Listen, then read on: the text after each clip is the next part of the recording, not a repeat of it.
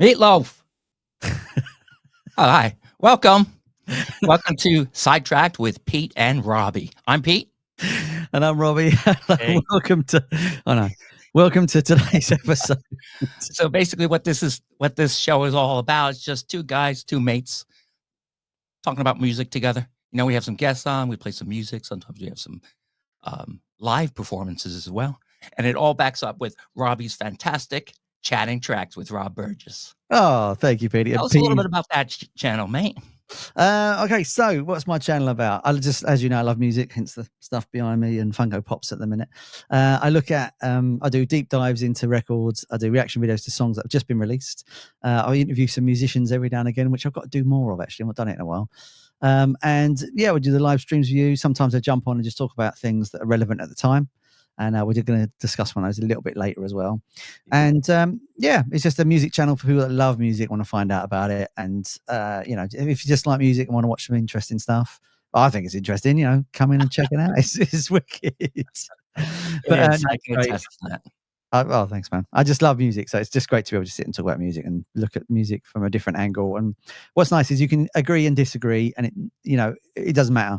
As long as, you know, it doesn't get daft, we can disagree with each other and it's still fine. Yeah. So, you know, a bit like our working relationship. Behind the scenes, we're like steptoe and son. We can't stand each other. We can't be in the same room. That's why I'm the screen. He lives right next door, but I'm in the next room. But yeah, thanks for tuning in for this week as well. And don't forget, if you want to contact us, message us on whatever social media you're on, and hopefully it will come through and we can put you on the screen and say hello as well. So, yeah, definitely join in and say hello, mate. Come on. Absolutely. And I was going to say, obviously, we got a lot of guests and the music today through Petey's shows. Do you want to say what your show is? I do an independent music show called Unknown Sounds. Now, it's an audio show, so you can get it on podcast and Mixcloud and all that kind of stuff. Basically, it's just music by independent, unsigned bands and solo artists who send us the music themselves. So it's not through promoters or record companies. It's just the musicians themselves. I like to say that we represent those without representation. And we've expanded that too to some interviews. So we do some interviews on Unknown Sounds on YouTube with those artists, and they usually play some songs. It's some videos. It's a lot of fun. It's a lot of fun. And of course, we do Sidetracked with Pete and Robbie, which I think we're going to do one soon, aren't we? Oh yeah. Well, we did one last week, so they can't say we're not getting their money's worth because it is free after all. So that's it, yeah. People can't moan. Anyway, should we carry on as we always carry on and talk about what album we've been listening to this week? Do you want to go first, Pete, as ever? Okay, mate. Yeah. This album from 1987 is a classic. Wow, cool. Excellent. Oh, N.W.A. You know, they say that these guys were ahead of their time, and they definitely were. Even with their name, you know, their name is it's from the future actually, because it was N.W.A.'s Nickelback was awesome, and they didn't even know that Nickelback was gonna get together. You know, amazing. But yeah, this album is fantastic. It's, you know, it broke all kinds of records. It broke all kinds of stereotypes. It's amazing. It is. You can't really play much on the radio or on the shows because there is a lot of swearing, but it's fantastic songs like Straight Outta Compton, of course, you know, Love the Police. Exactly that. But yeah, really great stuff. If you can get by the cursing and the misogyny and the violence, it's really great. And of course, they're not called Nickelback. No, they're actually called 9 White Accountants. They're amazing. I mean, I've not seen the film, but the film's obviously been about, isn't it? Straight Outta Compton, which is really good. But you're right; it's a great social commentary to be on Black American youth in 1988, whatever it was. Yeah, 84, and it started the careers of so many greats like Dr. Dre. Yeah, Ice Cube. Eazy-E was in there. Yeah, really great stuff. And in the film, Ice Cube's son plays Ice Cube. Oh, does he? Yeah, he looks exactly like him when he was that age. Have you seen the film? Have you watched it? Yeah, fantastic film. You know, of course, it takes a lot of liberties, but yeah, it's really entertaining. So it's not one of those films where it's like Rocket Man, where it's a musical. Is it actually just a bio? Unfortunately, no. Oh. You hear some of the songs as they're recording them. Yeah. But, it's basically just documenting how they saw how it started and why and all that. Right. Okay. Yeah, really good. I mean, I love it. I used to play it all the time, and it's sampling as well. The use of samplers in a way where it changed the sample and didn't actually just copy it and go, Yeah, exactly. They use it properly, which is really wonderful. It's a great album. We must say, if you're checking it out, we're going to have links in the description for these albums at the end. If you've got children, though, do not put it on around kids. No, because I think it was one of the first ones that had the explicit lyrics logo on it, wasn't it? Yeah. Because it is quite brutal and all that sort of stuff, and there's a lot of effing and jeffing in it now. It makes you wonder, now they're all older and parents, if they would re-record it again with the same vigor, or would it be, Well, they've changed so much now, haven't they? Yeah, he's a movie star, isn't he? Yeah, true. Yeah, straight out the kitchen. Yeah. Hey, I've got a little version of a song that's not on this one, but see if you can recognize this song. I'm only going to play a couple of seconds of it. Okay, you ready? Yeah. Alan, help! Nope, that's not it. Woke up quick at about noon. Just thought that I had to be in Compton soon. I gotta get drunk before the day begins, before my mother starts bitching about my friends. About to go and damn near went blind. Young niggas on the path throwing up gang signs. I went in the house to get the clip with my Mac 10 on the side of my head. It's a great version of that song, and you know what? I can't even remember the name of the song. I really. But yeah, check that out. They're called Double Star. I think they're really a lot of fun. Do a lot of things. Fantastic.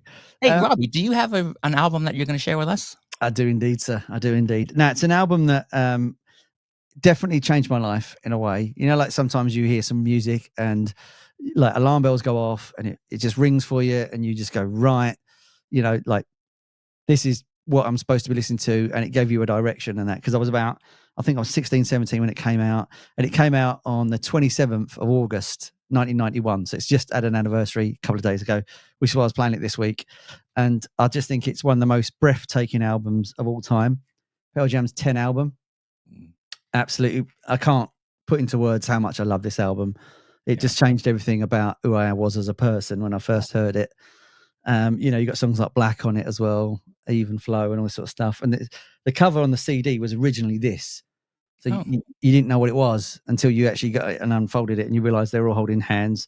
Jeff Ament, the bass player, who's just there, he made the writing out of wood, and then they shot their own cover. So it was all a hands-on, amazing sort of thing. Fantastic.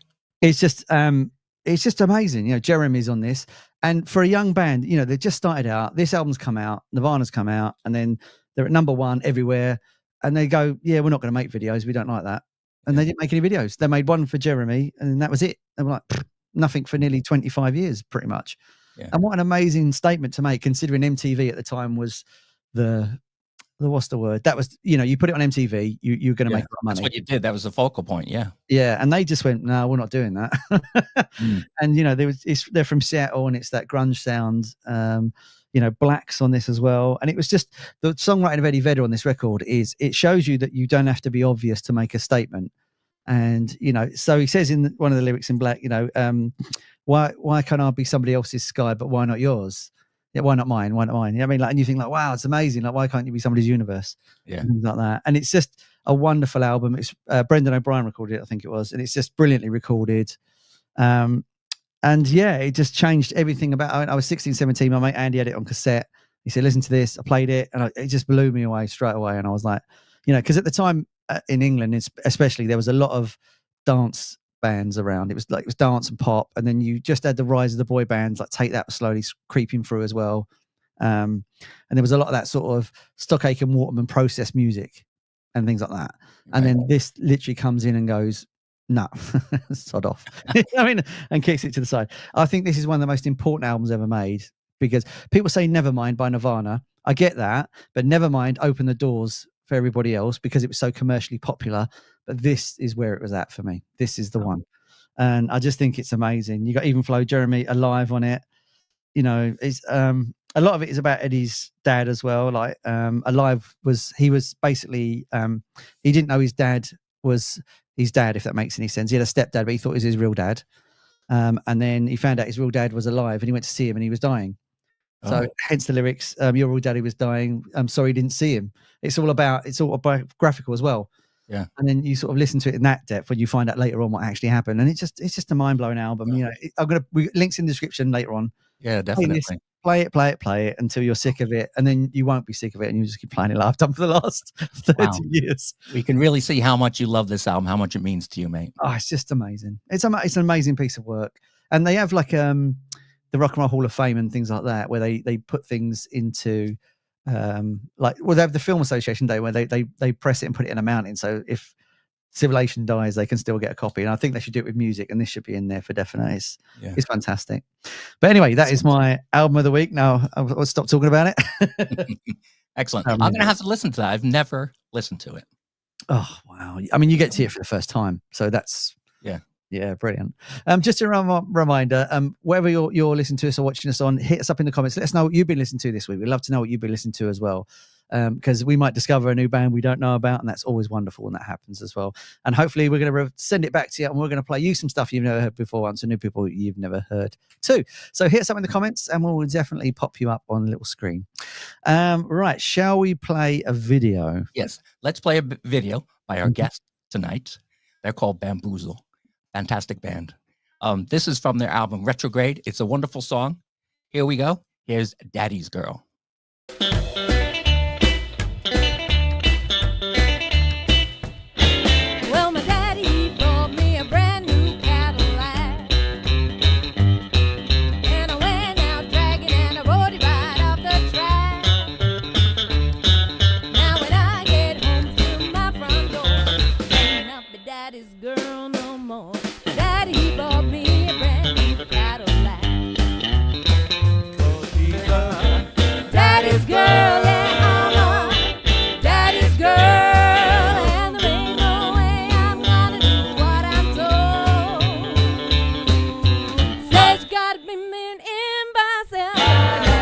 Face to wake on 11. No matter what I do, I'll always be my daddy's girl.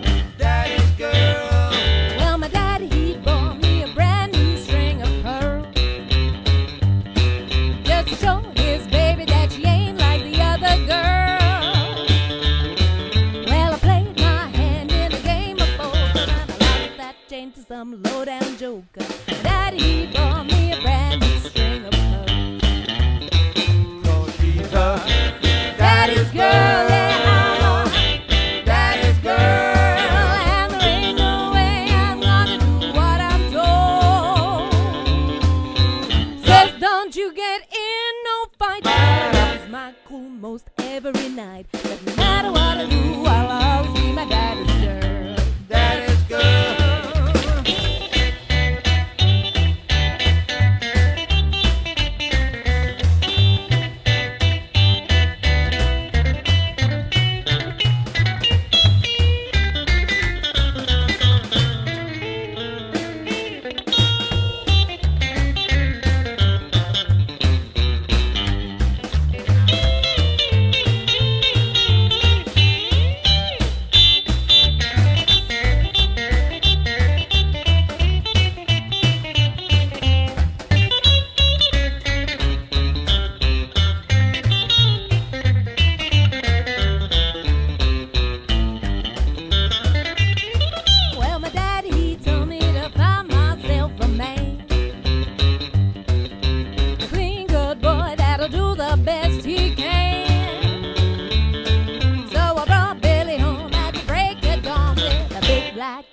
His shirt all torn.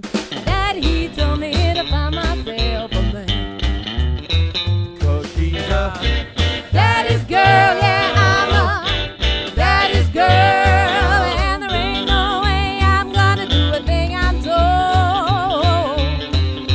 Says I gotta keep my face all clean, but I tell my daddy that just ain't my scene. But no matter what I do, I'll always be my daddy's girl.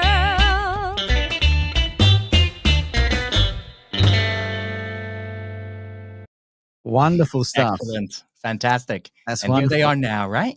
Yeah, before we do, we've got to say hello to Rossi G who's watching. Hello, Rossi G. Welcome to the show. Hey, Rossi G. Live music don't get better than that. Let's welcome Bamboozle onto the screen. Hey. Hello. Hi. Hello. Welcome to Sidetracked. And this is Serena Sykes. Hey. And Jim Knowles of the band. Jim Nola, yeah. Oh, sorry. That's No, all right. sorry. No. Excellent. So the only one we're missing is Jax the drummer. She's We not here are tonight. today. Yeah. Oh, fantastic. So thank you so much for joining us tonight. That's all right. Very Thanks for having us. Appreciate it. All right. Now, I want to say that I saw these guys last week for their tour for their new EP, Bamboozled. Fantastic. What a show it was. It was so much fun. Thank you. Even though it was so hot, I don't know how you guys Yeah, It yeah. was so hot. It was roasting. It was crazy. It was a lot of fun. It was a very entertaining night, and it was Thank nice, you very intimate, and I got to say hello to both of you guys. So that was nice. That was really good. Thank you. And you started the set with the very first song that we played on Unknown Sounds, "Toxic Nightmare." Oh, yeah. Yeah. Yeah. Oh, Great. it's a good song. Yeah. Well, the whole album, Retrograde, is amazing. Oh, Thank you. Thank you very much. So for people that have never seen the band before, the video we just played, is that your style of music that you play? And what would you describe it as? So that's a really early video. Wasn't it? Yeah. So that's like that's kind of where we've come from. Really, we've evolved quite a bit now. I mean, we still play Daddy's Girl in the set. It's a great song. But like with the release of the new EP, and we're actually in the studio Saturday. I was like, what day is it? We're in the studio again Saturday recording some new stuff, which is again another step in the evolution. So but it's sort of our roots are kind of rock and roll rockabilly with some, got a few other influences, sort of alt rock and it's some pop sometimes, but blues. We just like music. Melting pot of music. It is. Yeah. I mean, just watching that video there, clearly that was all just live for those sessions. But yeah. There's was a few clangers in there. But I was listening back going, oh God. It's all live, and I think that was quite an early, like that song was quite new to us. It was really at that new. time. Yeah, we hadn't recorded it or anything. Because I noticed we played totally different things to it, but. Yeah. And I saw you played your solo, Jim. Got to the end, and I went, Yeah. I think I forgot half the words in the beginning as well. I was just like, oh.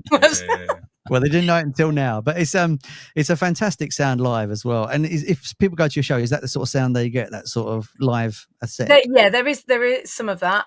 Again, like for now, things are evolving, so there's a lot of work in progress. We have taken a step from there since that's quite early Bamboozle, and there's going to be more to come. So yeah, fantastic. Yeah, more of an evolution. The new EP Bamboozled has 4 songs on it, doesn't it? Yeah. Rockin' Man. Yeah. Yep. Jim, your love song, which you redid. My love song to beer. That's it. I Stole Beer. Fantastic. It sounds so great and crisp on the new. Thank you. The new version is fantastic. But then you've got 2 other songs which are quite unusual for Bamboozle, and I love them. I think they were the highlights of the show. Oh, thank you. Bleed and Heathen. Heathens, yeah, cover of Heathens, yeah. Yeah. I just wish we had a video so we could play them, but they'll hopefully be coming at some point. We've got things in progress. Yeah. That's fantastic. I mean, the rockabilly style is, you go to lots of bands and see lots of clubs, and that style isn't really around that much. It's a brave move to do a band like that. Were you nervous about walking in the direction, or were you like, no, there's a scene for that, I'm going to go for it? There is a scene. Yeah, there's definitely a scene. And to be fair, for us, it was kind of a comfort zone because Jim knows the scene really, really well. So, yeah, you've been playing that. I've been on that scene for a very, very long time. I'm very old. So it was quite a good way to start in a way, because obviously I had a lot of contacts in that scene, and so it's quite a good step for us to. Yeah, and we love the music as well. Yeah, we love it. Yeah, it's absolutely awesome music. But we always had the intention of sort of doing our own thing and moving forward. But it was a nice starting point for us and something we knew. And it was important for us to do have our own identity and write our own songs, really, which give you obviously your own identity by doing your own songs. Yeah, and which is kind of a unique. I think Bamboozle's a good name for us because it's such a mashup of everything. So everybody goes. Somebody said the other day, they came to one of the gigs and they were like, "I came here to see a rockabilly band. This isn't rockabilly. I don't know what it is, but I like it." I was like, I like it, and that's the main thing. And I like it. I was like, brilliant. That's how it so is. Yeah, it's a mashup of everything. Yeah. So influence-wise, obviously, Jim, who's your guitar influence, and Serena, who's your bass influence? Because obviously the double bass, you don't see lots of those generally on the circuit anymore. So can I talk about your influences? Obviously when my early influence would have been like the rock and roll guitarists like Eddie Cochran and Gene Vincent's guitarist Cliff Gallup was a big one, and Cliff Gallup's a great story for Jim. Actually. Yeah, Cliff Gallup was great, and then I sort of progressed into a bit more jazzy. I heard Django Reinhardt, and that sort of blew my mind because I thought, wow, there's more than 4 chords to song. So I thought, I've got to find that 4th chord. No, so I really got into Django because I couldn't believe, because obviously Django only had 2 fingers. Well, two working fingers. He had like these were fused together from a fire he had in a caravan. But so those are the 3 main ones. I mean, there's lots of other ones, but yeah, I'd say they were my 3. The fun part about Cliff Gallup is the reason Jim plays a Telecaster, which he's very, very well known for playing now. It's like his iconic guitar. Yeah, is totally wrong because basically he thought Cliff Gallup played a Telecaster. Turned out he didn't, and it wasn't Cliff Gallup on the film. It was someone else. Basically, I watched The Girl Can't Help It. Obviously, it's pre-internet. I watched The Girl Can't Help It, and Gene Vincent's band was on there playing Bebopaloola, I think, the classic. And there's this guy on there playing a Telecaster, and I thought it was Cliff Gallup, and it wasn't Cliff Gallup. It was a bloke called Russell Williford, who was another rock and roll with it. Cliff Gallup was only in the band for about 10 months, I believe, but fantastic player. You know, I love Cliff Gallup. You know, I mean, he left a lasting impression because you played like guitar for him. But I do notice in Daddy's Girl, the solo is very Django Reinhardt sort of. Yeah, there's probably little bits of Django in there. Yeah. I kind of mix it together and try and make it a bit. I think just it's a big combination of it's a combination of all styles that I love, and I try and make it my own basically. Yeah, I don't like trying to copy things. I mean, some things we will copy just as a almost like a tribute, but most of the things we don't do very many full covers, do we? Like maybe 2 or 3. We always do our own thing. Whereas we just kind of and put our own slant on it. I think it's important. Yeah, again, gives you your own. Identity, yeah. And what about you, Sue? What bass influences, especially the double bass? Who was the one that made you go, "Oh, that's what I want to do"? Well, it's quite a funny story. I wasn't at all interested in strings. I didn't. It's not right. When Jim told me it was 2 middle C's, I was like, that's confusing. For piano, there's 1. It's really easy. And oboe, that was like my thing. Piano, But so Jim was in a band called the Ketones, and I watched when we first met. I watched the Ketones a lot. And the bass player in the Ketones was just cool, and I was like, "This is really cool. I like this. It's a great instrument." And then we went to see a few other bands. There's a guy called Steve Whitehouse who's in a band. Was in a few different bands. There was a band called Frenzy at the time. He's just like mental on the double bass. I was like, "So cool." And then we went on a little holiday, didn't we? And there was an old double bass, and I was just like, "Okay, I need to figure this out. What is it? How do you do it? What you know?" And it was like 5 days on this bass, and fell in love.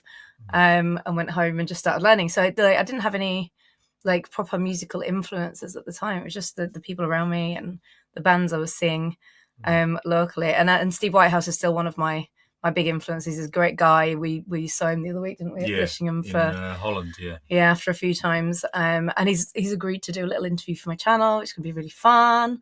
So, but he's a lovely guy, and he's always been so generous with his knowledge. But then other bass players, you've got like, since then I've discovered like, Ray Brown and Willie Dixon, all the old cool guys. Yeah, it's loads. I mean, what's wonderful during lockdown as well, you were giving bass lessons online for people, weren't you? You were doing tips and tricks.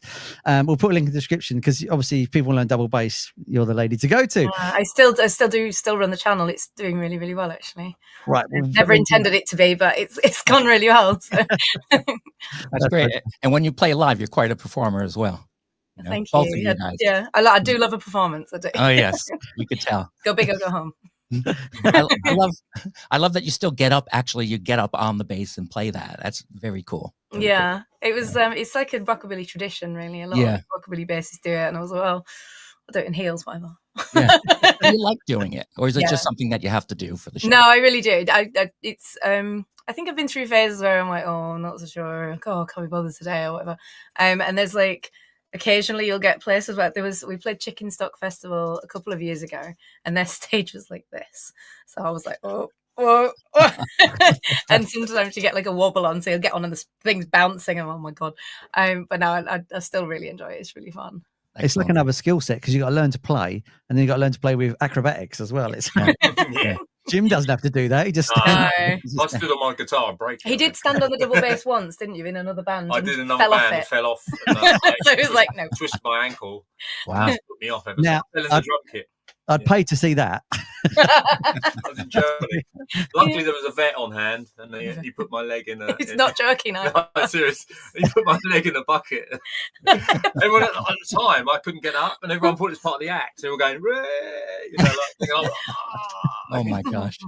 So fun. I thought you meant he's going to take you in the field and go, look at the butterfly, Jim. Bang. Sorry. Put me down. Oh. Yeah. Oh. That's amazing. Is there, talking of the scenes, is it sort of bigger in England or bigger in Germany? Because I know you do go to Germany quite a bit. Is Germany like the place to go for that sort of thing? Yeah, in Europe in I general. think Europe in general, like Holland, France, Belgium, Germany. Yeah. There's a huge scene over there, and it's brilliant. The audiences are great, and they're a little bit more open-minded than the UK. In UK, it's sort of like the rockabilly scene are quite. This is rockabilly, and this is what we like. And you know, there's quite a few people who are branching out these days. I think they're realizing the scene's struggling a little. But in Europe, then nobody cares. They're just like, oh, it's a double bass, and you do this, and that's great. That's rockabilly. We like this. Go. So yeah, they're really cool. We love we love all our audiences. But that's the British. They're just purists, aren't they? Right? So, no, they can be. I don't know. We've outed a few because we know we know we're not pure, and we've kind of won a few over. So yeah, that's amazing. Shall we play some music, Pete? While we've got our wonderful guests. Okay, let's play a video by a guy from Manchester. He calls himself a one-man band egomaniac control freak. I think we're a lot like that. We all are, aren't we? But this guy is called Bikini Test Failure, and the song is called But I Still Love You.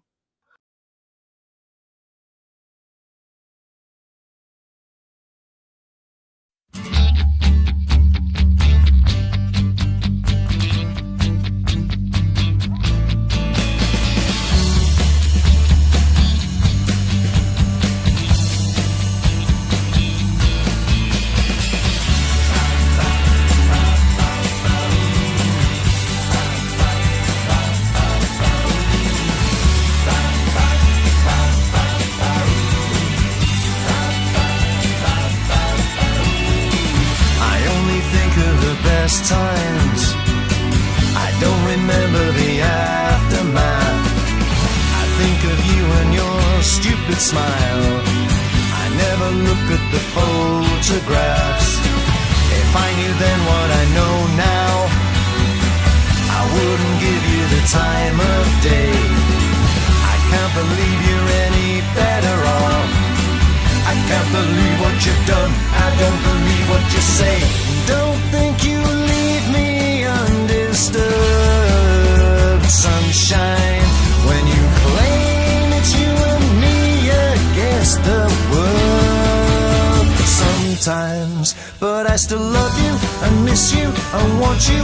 I need you to hold you and kiss you and feel you and feed you and leave you there asleep until my arm goes dead. 'Cause you're probably out of your tiny head, and everyone bar none can feel my love. And so it begins. All over again.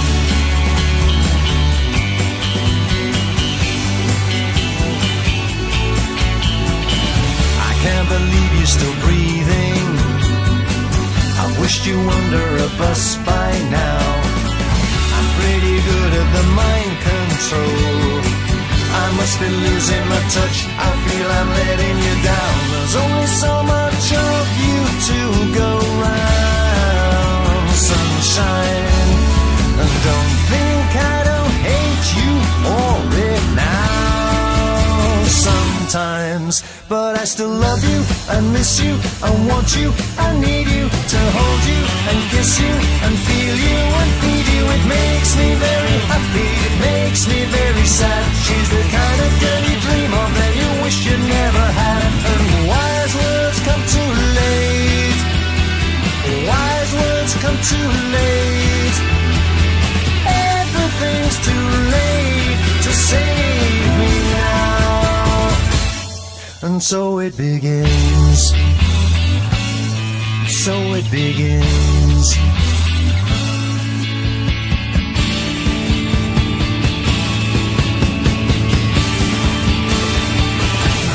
All over again.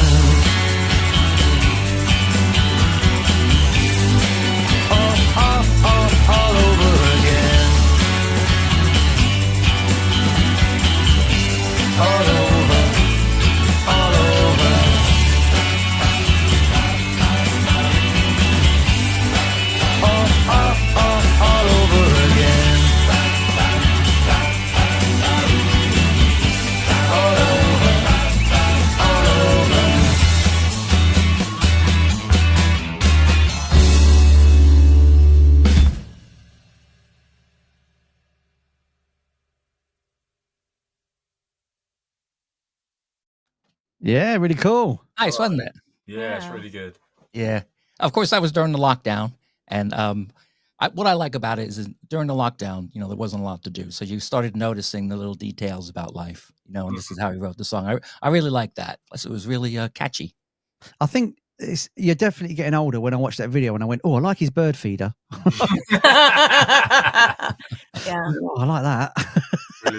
He also had John Lennon's guitar. Did you notice? He did, yeah. He's a bit of a Beatles. He had that sort of. I like the way he's homaging different bands in there, like Pete Townsend and Is It Twisted Shout. It's really, really cool. Yeah, it's quite good. It's really, really, really nice. So, so go on, Pete. Go on. At the show, I just want to say that you guys, your musicianship is top notch. You guys are really, really professional. Thank you. How do you remember all those notes? I don't. It's honestly, you'll know when I've made a mistake. Jim just goes, and I'm like, I'm not the best. I don't always remember them, but no. Well, Jim, we tend to make it up as we go. I know that sounds bad, but we know the chords, and so we just improvise around it. There's certain things we'll do the same, like with this Bleed, we've got the riffs and things like that. But there's a bit of freedom of expression in there. So good. So you got all the notes, maybe not in the right order. Yeah, exactly. Definitely not the words in the right order. That happens. Yeah. One of the covers that you did do that night, which I really liked, was the Eddie Cochran song "Completely Sweet." Oh yeah. Oh, it was fantastic. Oh, brilliant. That was really great. Your guitar on that, Jim, was fantastic. That's definitely get back to my roots. That one, I love that. I love that. And Jack's on the drums was amazing. The tempo changes and everything was really great. I spoke to her and she said it's really hard to play softly. It's a small, not a massive venue, and everyone's really quiet. So it was perfect. And one other, you played a cover of a song that is the first time I ever heard you guys. All right, Robbie, do you have that clip that I sent you?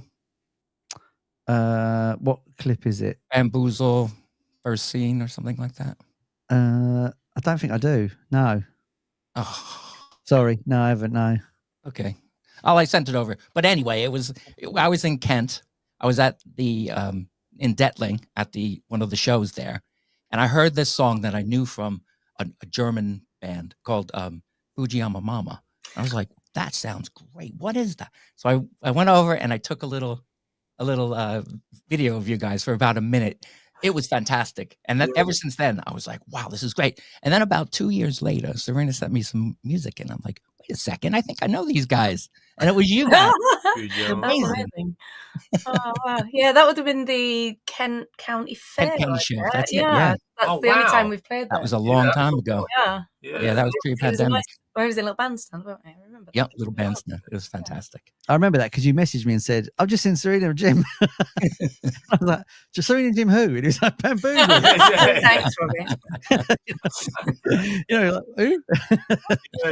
Amazing. So when you're songwriting, for you guys, is it music first or is it lyrics first or is it melody or just a riff? How do you go about it when you're writing? I think we're both a bit different actually when it comes to this, aren't we? Yeah. What about you first? For me, normally it's some sort of melody, music. I say music, so it's normally melody. I'm not a lyric thing. Although I might have an influence of a melody from, say, a line that I hear, and I think, God, that's a cool line, and then that'll spark a melody. But I've only got that line, and the rest will be like some gobbledygook thing. Honestly, some of the lyrics, Jim's dog. some of the lyrics Jim's come out with in the past have been brilliant. There was Uncle Henry's still my favourite. Mine are some sort of comedy, But I thought Bill come from that because it was like. I remember us singing one about cheese in a cupboard. Do you remember that? Yeah, we were just making words up. He had a melody, so he was singing about cheese in a cupboard. Yeah, it was brilliant. Yeah. I believe Paul McCartney did that, didn't he? On yesterday, it was scrambled eggs, of course. Yeah. I mean, if it works, though, doesn't it? It does. So that's. I think this is why we work so well as a team because I'm generally lyrics first. Yeah. So, and a lot of the songs that we collaborate on, it'll be Jim will do the melody and certain riffs, and then I'll bring in ideas, but I bring in lyrics and. I've usually got some idea of the lyrics. Yeah. I've maybe written a few lines of it. Yeah. And got a theme of it. So. Like Bleed was one of the good examples. Yeah, I've written the whole thing. So you've done the whole song and a bit of the chorus. So there was like lyrics in the chorus. Yeah. And then made a few changes and took the whole thing and just Yeah. finished the I lyrics. said, go on, and, finish that. Yeah. And that was the song that all three of you contributed to, wasn't Yeah. It was, because we weren't going to record it on the EP, were we? We were debating on different songs. And I was just like, I just love it. I was like, we need to, do you reckon we can finish it? Oh my God, we got like 3 days before, hadn't we? And Jax was here as well. So we thought, oh, should we all just chat in, try and get it done? Just had played on some ideas. And then it was the middle section where it changes a little bit. We just hadn't done it. So then Jax threw some lyric ideas in, and then we sort of collaborated on finishing it. And then we still hadn't got a drum beat by the time we got to the studio, had we? No. So Jax was like writing the drum beat, walking to the studio to record the drums. It was like, it's crazy. It's unusual because normally a lot of the songs we've gigged them for quite a while before we record them, but that was one of the few that we've literally gone in and hadn't gigged it, just recorded it. So they normally have evolved, when you gig them. So, but it's quite interesting to do it that way. It was quite fun, wasn't it? Yeah. But we're very different where we write songs as well. Jem will come and he'll go. So when he wrote The Lowdown, he came with a file of a fully recorded song with guitar, with bass, with drums, with vocal, the whole lot on my laptop. It was brilliant. And then I turn up and I'm like, right, I've got some chords scribbled down on a bit of paper. This is a bit of a riff. The drums sound like this one on this song, and here's my lyrics, and let's just go for it. And then I never write guitar solos because it's completely pointless. So it's just like, I'll write one and he'll do it better, so I don't bother. I just can't make it work with the song. Yeah. And when you write the guitar solo, you like it goes wada wada wada wada. Oh yeah, honestly, drums as well. I'm like, Jax, it kind of goes dunk dunk dunk dunk, and she'll be like, oh yeah, I got it right, yeah. Right, okay. I think for your next album, you need to do an entire song like that. Yeah. All Serena's sounds of instruments. Yeah, the sounds of instruments with the vocals. No one's done that yet. That'd be absolutely incredible. It could be a hit. And then you've got to sing like sausages or whatever the word was, dog. Yeah. Whatever we first came out with. It's just do that as a song. That'd be absolutely amazing. Guys, thanks for coming on. It's been an absolute pleasure to have you here today. It's been brilliant. We're going to play another video of yours before we say goodbye. Which one we having, Pete? Heebie-jeebies. We'll have Heebie-jeebies. So hang on. It's almost Halloween, right? Oh, yeah. Pumped off the next, isn't it? Yeah, well, that will be.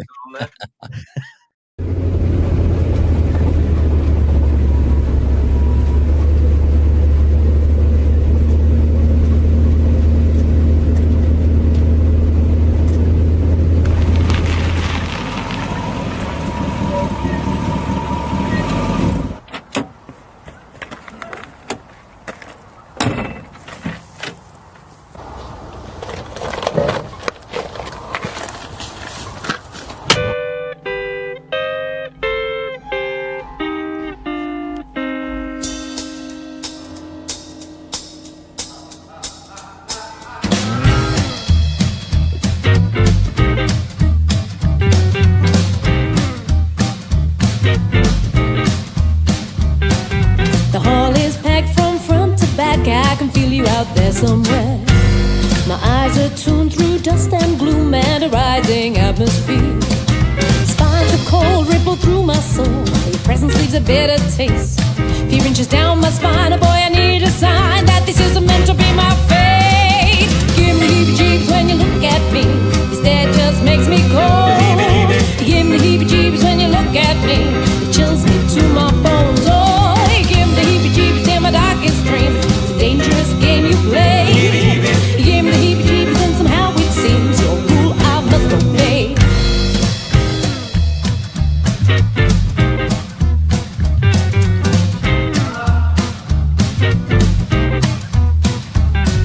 Your eyes peer through the atmosphere every time they fall on mine. Shadows chase across your face beyond the crowd that you hide behind. Dark eyes hold my gaze, I cannot turn away from this ancient voodoo curse. Imprisoned in your vice, you got me hypnotized, reaching deep into my soul. Give me heebie-jeebies when you look at me. This day just makes me cold. Give me heebie-jeebies when you look at me. It chills me to my bones. Oh, give me heebie-jeebies in your darkest dreams. It's a dangerous game you play. Give me the heebie-jeebies and somehow it seems your rule I must obey.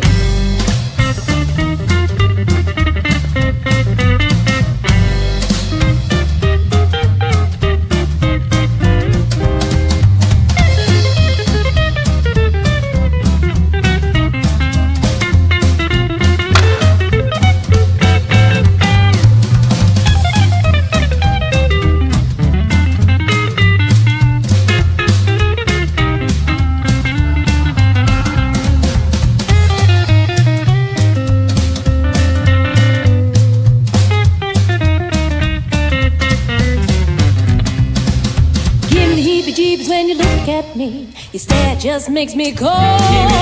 Give me the heebie-jeebies when you look at me. It chills me to my bones. Oh, you give me the heebie-jeebies in my darkest dreams. It's a dangerous game you play. You give me the heebie-jeebies and somehow it seems you're rude. Oh, you're rude. And your rule I must obey. Awesome. Nice. Oh, Happy good Halloween. memories. Good memories. Yeah, You're literally dancing on people's graves. It's wonderful. we were.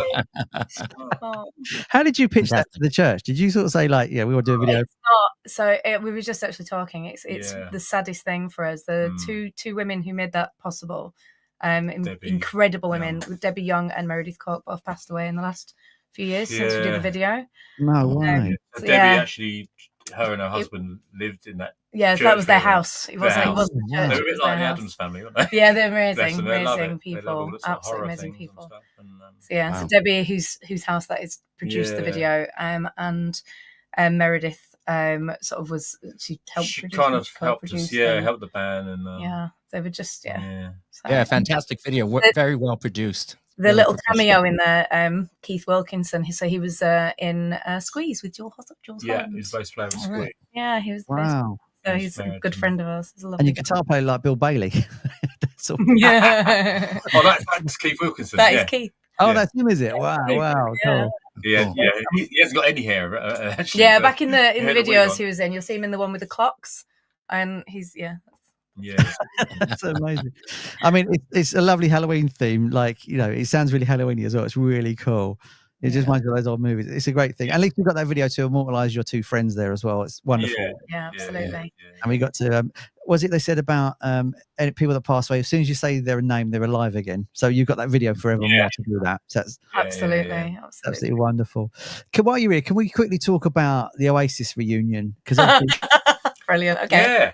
is that all right? Because Yeah. Well, I heard it was £900 a ticket, so I don't... Yeah, I saw that earlier. Is I that was right? like, "Eh." yeah, so obviously they're going to get back together. They're going to do tours. They're on set to get 450 million, I think it is, out of these sort of bits and bobs. I did a video chat about it the other day. Apparently, it's not the whole band; it's just those two brothers. So they're not even got Bonehead and the others. It's just going to be those two. Okay. And then you've now got hotels around the areas where the gigs are going to happen, cancelling the rooms and then recharging them for double the price. That's what's going on as well. Outrageous. No. Yeah, this stuff's going on as well. So, you know, the thing asked in the video the other day is it a little bit too late for Oasis to come back now? They're given their nearly 60, and you know, have they had their minute, and should they just leave it where it was? So my opinion, I don't think they should. I think music's music, and you know, it's great to do it. I think they might not want to milk it too much.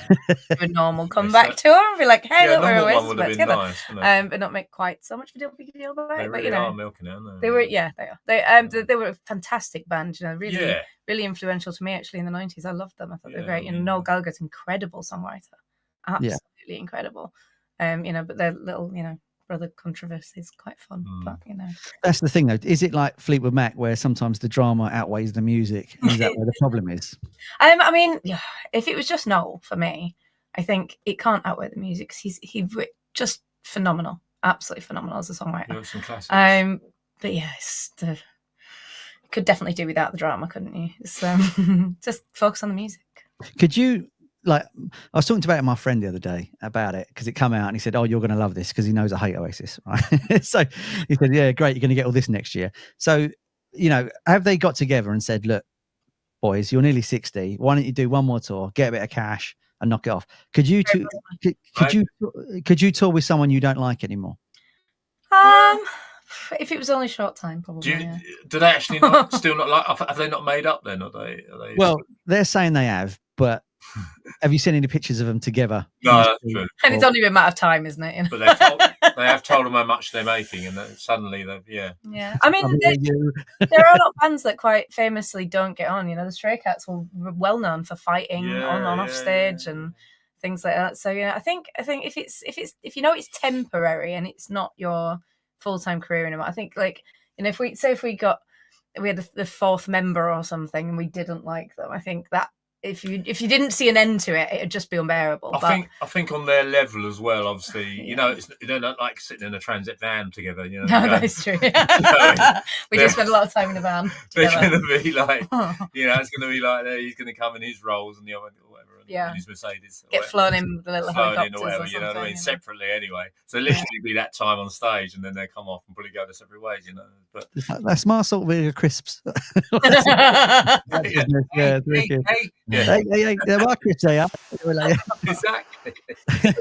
Everyone says brilliant. It's impossible to keep still. Listen to your music. So really great. Love it. Oh, thank you. Yeah. Fantastic. Thank you. Yeah, I just wondered from a musician's point of view if you could do it, because me and Pete, we're best buds, but we know if we didn't want to do this anymore, we'd just stop, wouldn't we? Even if people Yeah. money at us, we wouldn't. Definitely. I Yeah. mean, I can't imagine how hard it'd be because I mean, we're just like we're family, you know. We've been done mates. this for Yeah, so long, haven't we? And it's like I can't imagine doing it with anybody else. It's one of those things, but it's yeah, Yeah, I don't know. I mean, we've had our fair share of drama in the band, haven't we, over the time? Oh yeah, we've had So you know, just- because it's like a marriage, isn't it? It's like you're with each other so much, you know. Especially when you go away, you know, you have to be with each other because you're traveling whatever, you know, 4 or 5 hours in the van, setting up, doing the gig, going back to the hotel, then doing it again the next day, you know. So it's a lot of time together. But as I say, on their level, I can see how it's possible. yeah, it's possible. I mean, because we've had some personality clashes, haven't we? Which lasted quite a long time. Because obviously we've got Aaron, who my other half, who's with us all the time as well. So there's a lot of people. You know, we've had times when there's been 4 people in the band, and Aaron as well. So there's a lot of people to all get on, especially because we all tour in the van. There have been personality clashes over time. Yeah, but I reckon all bands have that though. They must all have that. But it must be, you know. I think you're right about the music how marriage is a band. Being in a band is like a marriage because when John Lennon quit the Beatles, he said, "I want a divorce," didn't he? Same kind of thing. Yeah.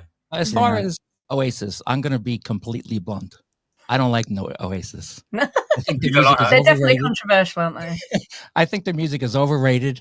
Their heads are I think we should call them the sniper's dream because their heads are so big. You know what I mean? It's ridiculous. They don't even need a I target. think they're really overrated. He wants to be John Lennon, which he's nowhere near John Lennon. No. And they talk about themselves like they're gods. Yeah. 450 million pounds. I know. That's insane. Yeah. Paying it, you know. See, I didn't know how much of it was just like a show, you know, like they were just putting it on somebody. I don't know, but I mean, I did read somewhere that they thought they'd be able to sell more seats than Taylor Swift, which I did think was hilarious. do you know what I mean? It's all that, isn't it? They're all trying to. It's always that trying to be one-upmanship on everything. I mean, they're not going to sell out themselves. Taylor Swift. They're No. just not going to outsell Taylor Swift. It's just not going to happen. That's insane. I mean, I don't think they were big in America, were they? Were they big in America? No, not a little bit. No. Yeah. Mainly an English thing. Yeah. Someone said to me, "Are you going to go?" I said, "Maybe."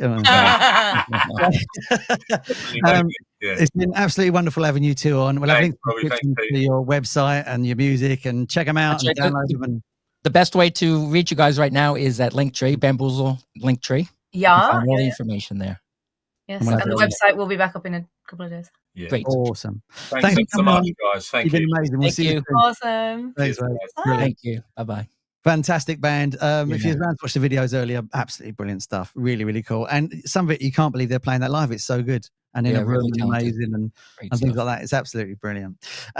So, shall we talk about what are we going to talk about? There's something we're going to talk about that's not on my end. What was that?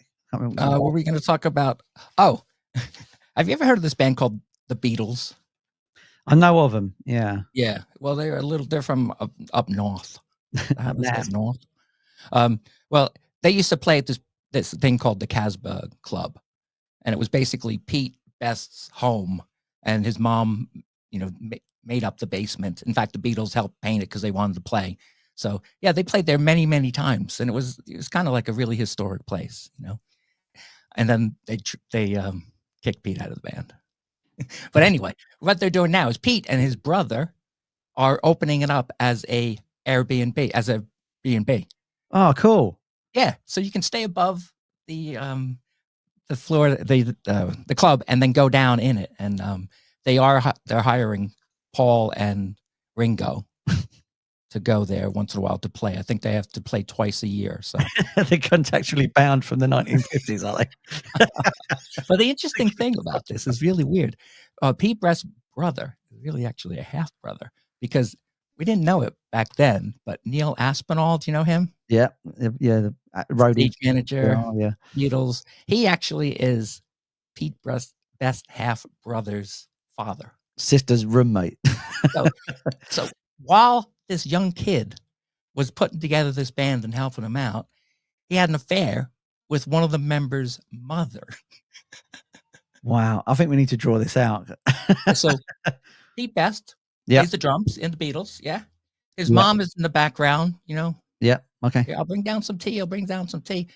She comes down with the tea. There's a guy standing in the corner. Paul, you should play the guitar a little bit better. And then she looks over and sees Pete Best's mother and goes, and they have an affair. No way. I think you should say allegedly in case we get sued. Oh, this is out now. It's fact. His name is Rolf or something. Rolf Rogue Best. His name is, and it's known now that they are half brothers and they're doing this together to Okay, that's the weirdest story you've ever told me, but fair enough. It's true. Did you not know that? It's really weird. I think I heard a rumor, but I wasn't sure it was. Oh, it is true now. Yeah, those sort of things. Okay, fair enough. Yeah, come out. Yeah, but so I want to go there. I think it's £200 a night for a room, which is not extortionist, Well, maybe we'll go. £450 million. We'll do a review of it and we'll put it up and let people know what it's like and if it's good and things like that. It'd be really interesting. I've been reading. I just finished a really interesting book. If I can talk about that for 1 second. Guitar players, you might like this. I just read Earl Slick's book from Bowie's guitar player, basically, and he talks about what's great about this book is some musicians want to start from the very beginning, like what they had for dinner when they were 5 and that sort of stuff. But Earl doesn't actually do that in this book. He pretty much goes from when Bowie hired him up until when he worked with other people up until recently, which is really, really great. It's an interesting book because he's a bit of a maverick in the fact that he's always done what he wanted to do. He never really cared about what people thought. He's the typical New Yorker that would go, F you and walk off if he didn't want to do a session. Interestingly, he was saying that the Ziggy Stardust album, when that came out, he played some overdubs on it, and it's not Mick Ronson playing on it. So he overdubbed it and he played on that, and he played on lots of Bowie's music. He worked with John Lennon as well. He played on Double Fantasy, and he played on a George Harrison album, I think it was. So he works with pretty much the remaining Beatles as well. I think Paul's the only one he's never done at the moment. If he does that, he's played with every single Beatle separately. And he did a lot of session work. It's just a really interesting book if you're a guitar player looking at it from the session side, because he basically works hand to mouth. So it's not like he's got a load of royalties to fall back on and things like that. Funkin' thing he's coming up. It's not that he's got a load of royalties to fall back on. So it's a really good book in the sense of if you like guitars and you like David Bowie, it's definitely interesting in that sense. If you want to know about what's it like to be a musician in the 60s and 70s, just touring and playing and then going from job to job, it's great in that fact as well. And like I say, he's very honest in it. He talks about how can we put it about getting banned, Powder, things like that. He talks a lot about Powder and how it affected his playing and how Bowie was heavily into Powder at the time when they were doing Young Americans and things like this and Station to Station, all that sort of stuff. So it's a very sort of open book, and I think it's really worth a read. I did the audio book. Someone was reading it for him, but you can sort of, what's really funny about it? I can't tell if it was an American person doing an English accent every now and again, or an English person trying to do an American accent. Because when it was David Bowie's turn, he'd be like, "Hello, I'm David Bowie," and I said to him, "Earl, play the guitar." It's almost like some really bad East End gangster off a Saturday night movie. It was terrible. So, but I don't know which way round it is. Maybe there's American Pete. You should listen to it and say, he's actually American doing English. Okay, yeah, I can't figure it out. But apart from that, it's actually a really, really interesting book. And if you've got Spotify, we'll put links. That's why I heard it on Spotify. We'll put links in the description to get the audio book and all that. But yeah, it's a great book. It talks about working with David Bowie and John Lennon and all the other people he's played with as well, which has gone completely in my head. But it's absolutely fantastic. Right, time is pressing. So shall we play another track before we go, Pete? Yes, let's play a track. Do you want to go into Triplejack? Yeah, can do. Yeah, did you want to? Okay. Did they play an intro? Do you want the intro? So they sent us in this song and to Unknown Sounds. And when they did, he sent us a little intro. So we're going to play the intro first and then the video. Okay, Triplejack. I got to click 2 buttons, so bear with me. Okay, yeah. Yo, this is Shoes from Triplejack, the Glasgow electronic rock band. We're a band that basically live to gig. It's all about playing live. It's all about the energy. Come and see us. You don't just get songs, you get an experience.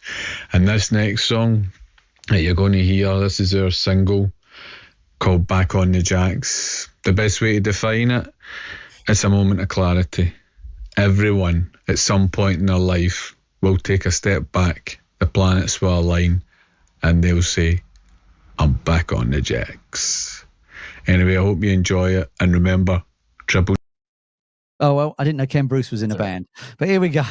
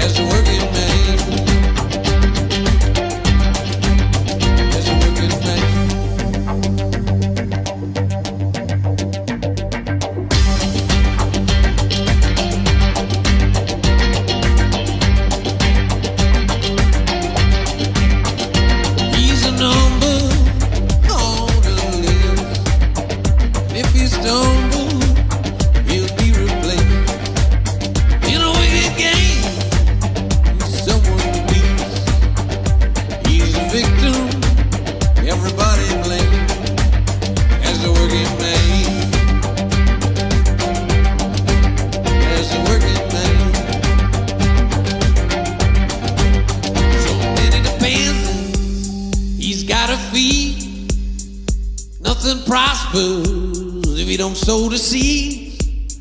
At the end of the day, he's got his knees.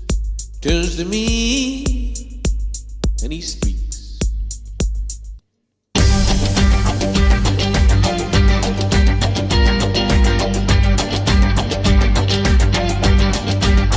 This is what he says.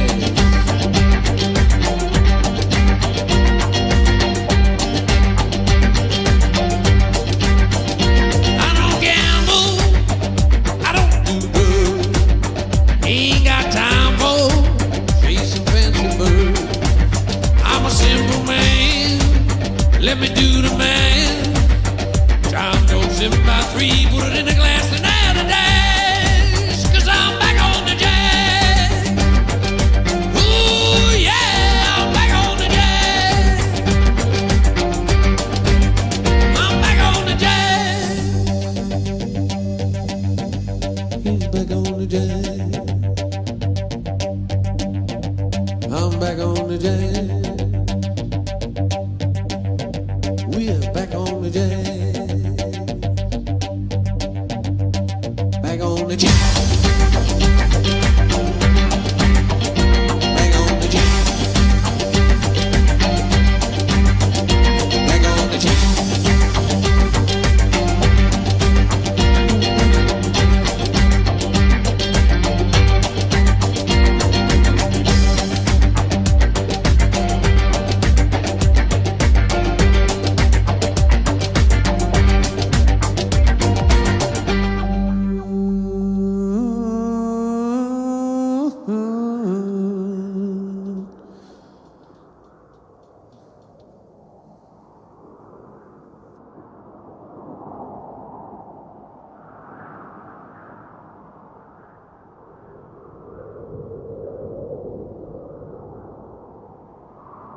Cool. I like that. Yeah, it's good stuff.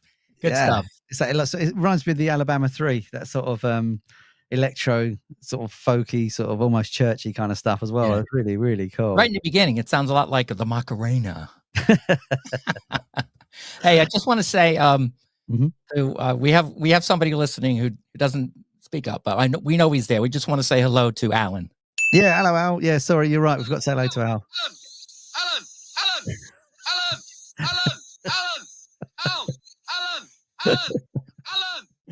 I love it. Hi, Hey, Alan. Al, welcome. He watches every, but he never says hello. So hello, Al. Thanks for tuning in as well. Yeah, thanks for tuning in, mate. It's been great as ever, Petey. We'll be back in a fortnight, I take it, for our next show. That's right. Next week we will be seeing the Lemon Twigs on that Thursday. Is that next week? Is it? Yeah. Well, I mean, that come around quick, didn't Fantastic. And Sunday I'm going to be, if you guys want to meet me up in Putney, we're going to go see the last Plague UK show in ever. So it's going to be great there. Yeah, fantastic. So yeah, we'll have details for those tickets. What Pete just spoke about as well, in case you want to see Plague UK's last ever gig, which is a shame because they're a great band. But anyway, subscribe to both of our channels, to all the channels, find all the socials, come and say hello, message us, send us songs. We'd love to have you on if you're a band and talk about music and let us know what you're doing, because that's what this is all about. So yeah, thanks for joining us, and we'll see you on the next one. Hello. Ta-da.